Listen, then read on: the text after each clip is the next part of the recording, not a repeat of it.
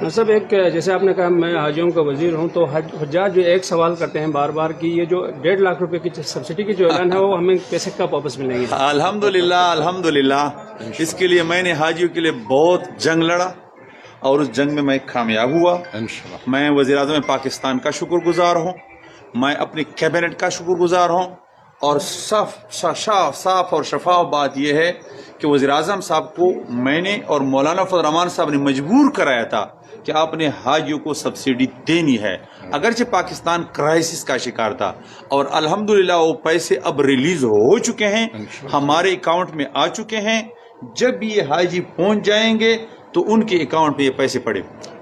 پیسے اب ریلیز ہو چکے ہیں، وہ تسلی کر لے، وہ پیسے ہمیں پہنچ چکے ہیں وزارت مذہبی امور کو، اور ان کے پیسے اب ہمارے پاس امانت ہے۔ تو آج سے پہلے تو میں یہ نہیں کہہ سکتا تھا کیونکہ ریلیز نہیں ہوئے تھے، ہمارے تک پہنچ نہیں تھے، اب پیسے ان کے پہنچ چکے ہیں الحمدللہ۔